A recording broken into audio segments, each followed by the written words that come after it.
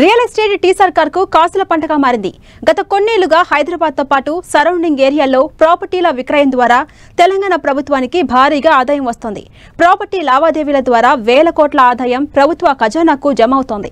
వేగంగా వృద్ధి చెందుతున్న ఈ రంగానికి మరిన్ని మౌలిక వసతులు కల్పిస్తే రాబోయే కాలంలో ఈ సెక్టార్ ద్వారా ఆదాయం మరింత పెరుగుతుందని ఇండస్ట్రీ వర్గాలు అభిప్రాయపడుతున్నాయి.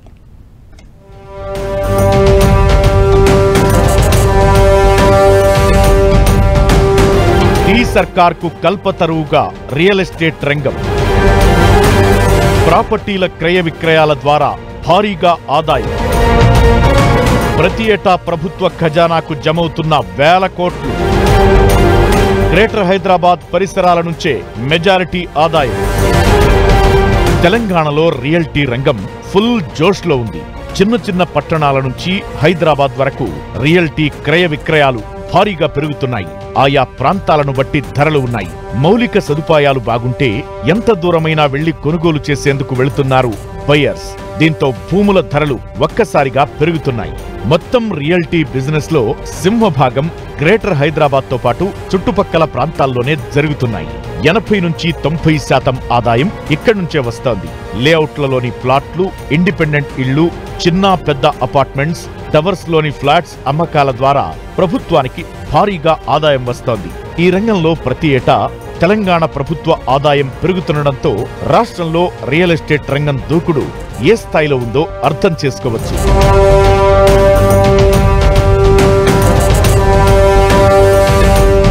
తెలంగాణ సర్కార్కు వచ్చే ఆదాయ మార్గాల్లో రిజిస్ట్రేషన్ శాఖ కూడా ఒకటి. గ్రేటర్ హైదరాబాద్ తో పాటు చుట్టుపక్కల జిల్లాలైన రంగారెడ్డి, మేడ్చల్, మల్కాజ్గిరి, మెదక్, సంగారెడ్డి జిల్లాల పరిధిలో పెద్ద సంఖ్యలో రియల్ ఎస్టేట్ వ్యాపారం జరుగుతోంది. గతేడాది ఆయా జిల్లాల్లో క్రయ విక్రయాల్లో గణనీయమైన వృద్ధి నమోదైంది. రాష్ట్రంలో గతేడాది 89,302 ఫ్లాట్స్ అమ్ముడుపోగా ప్రభుత్వానికి రిజిస్ట్రేషన్ల రూపంలో 3,428 కోట్ల రూపాయల ఆదాయం వచ్చింది. అందులో హైదరాబాద్, రంగారెడ్డి, మేడ్చల్, మల్కాజ్గిరి, మెదక్, సంగారెడ్డి జిల్లాల్లో 83,318 ఫ్లాట్స్ అమ్ముడుపోయాయి. దీంతో ప్రభుత్వానికి ఈ జిల్లాల నుంచి 3,406 కోట్ల రూపాయల ఆదాయం వచ్చింది.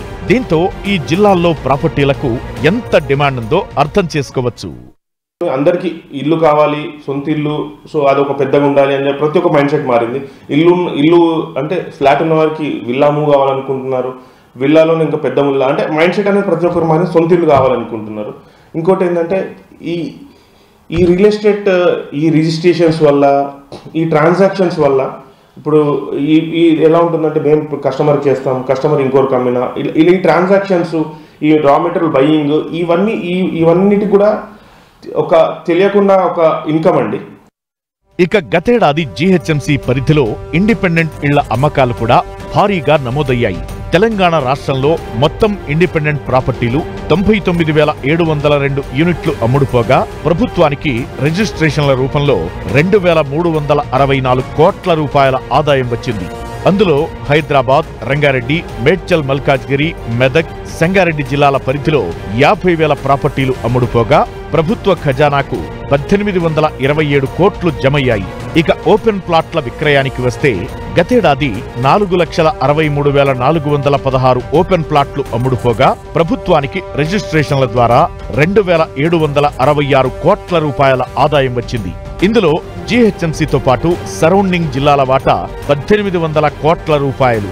ఇలా గణాంకాలన్నీ పరిశీలిస్తే గ్రేటర్ హైదరాబాద్ తో పాటు సరౌండింగ్ డిస్ట్రిక్ట్స్ నుంచి ప్రభుత్వానికి భారీగా ఆదాయం వస్తోందని తెలుస్తోంది.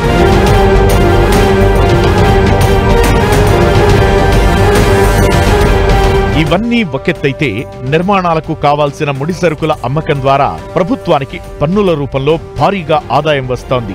అందులో కొంత భాగాన్ని రియల్ ఎస్టేట్ రంగాన్ని బలోపేతం చేసేందుకు మౌలిక సదుపాయాలను కల్పిస్తే రాబోయే రోజుల్లో ఈ రంగం నుంచి ఆదాయం మరిన్ని రెట్లు పెరుగుతుందని ఇండస్ట్రీ నిపుణులు చెబుతున్నారు. దీని వచ్చే రెవెన్యూని గవర్నమెంట్ మళ్ళీ కన్స్ట్రక్షన్ లోనే రీఫండ్ చేస్తే వాళ్ళకి మళ్ళీ గవర్నమెంట్కి దీని నుంచి మళ్ళీ రెవెన్యూ జనరేట్ అవుతుంది.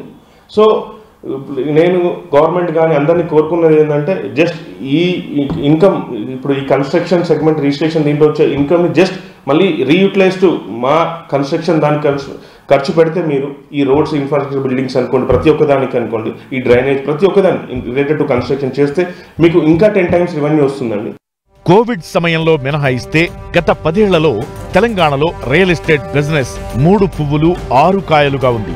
ఏటా ఈ రంగం చక్కని వృద్ధిని నమోదు చేసింది. 2014-15లో ప్రాపర్టీల క్రయ విక్రయాల ద్వారా 2746 కోట్ల ఆదాయం వచ్చింది. గత ఆర్థిక సంవత్సరంలో ఈ ఆదాయం 14,291 కోట్ల రూపాయలకు ఎగబాకింది. దీంతో తెలంగాణ ప్రభుత్వానికి రియల్ ఎస్టేట్ రంగం ఆదాయంలో కల్పతరువుగా మారింది.